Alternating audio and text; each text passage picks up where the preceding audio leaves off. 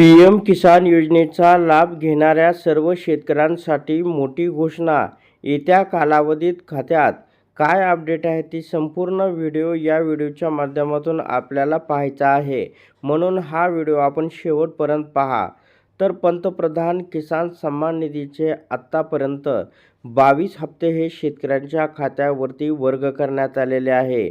माननीय पंतप्रधानांनी 13 मार्च रोजी हा हप्ता आसाममधील गुवाहाटी येथून जमा केलेला आहे. पण त्यापूर्वी एक महत्त्वाचे अपडेट आता आलेले आहे. नेमकी ही अपडेट काय आहे ते आपण सविस्तर पाहणार आहोत. तर शेतकरी कॉर्नरवरती एक महत्त्वाचे ऑप्शन आलेले आहेत. त्याच्यावरती आपण पाहू शकता न्यू लिहिलेले आहे आणि त्याच्यानंतर आपण ही पूर्ण काय माहिती आहे ते पुढे पाहणार आहोत. त्यापूर्वी आपण शेतकरी कॉर्नरचा आढावा घेऊया.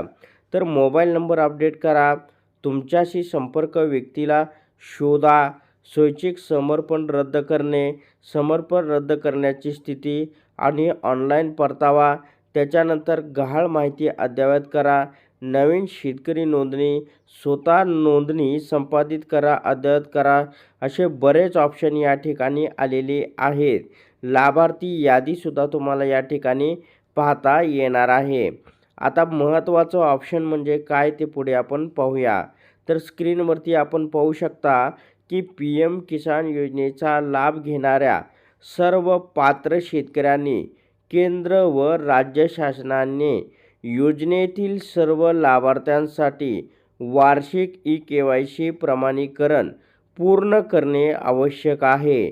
चालू वर्ष 2025-26 साठीची ही के.वाय.सी मोहीम पूर्ण करण्यासाठी 30 जून 2026 ही अंतिम मुदत या ठिकाणी देण्यात आलेली आहे.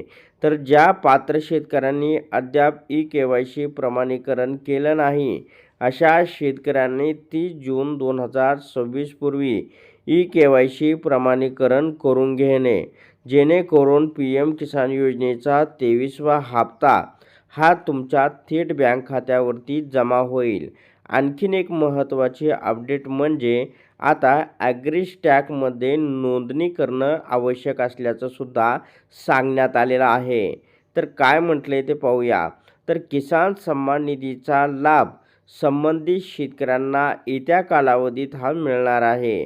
हा लाभ शेतकऱ्यांना तातडीने मिळावा यासाठी जिल्ह्यातील सर्व शेतकऱ्यांनी ॲग्रीस्टॅक नोंदणी ही पूर्ण करावी, असे आवाहन जिल्हा प्रशासनाने केलेले आहे. म्हणजे आता पी.एम. किसान योजनेचा जर तुम्हाला लाभ घ्यावयाचा असेल तर तुम्हाला ॲग्रीस्टॅक म्हणजे फार्मर आय.डी.मध्ये नोंदणी करणं आवश्यक आहे.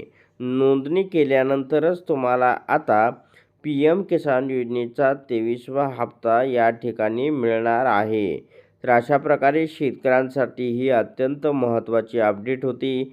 अशा प्रकारच्या महत्त्वपूर्ण अपडेट जाणून घेण्यासाठी आत्ताच आपल्या टेक मराठी यूट्यूब चॅनलला जास्तीत जास्त शेअर व सबस्क्राईब करा.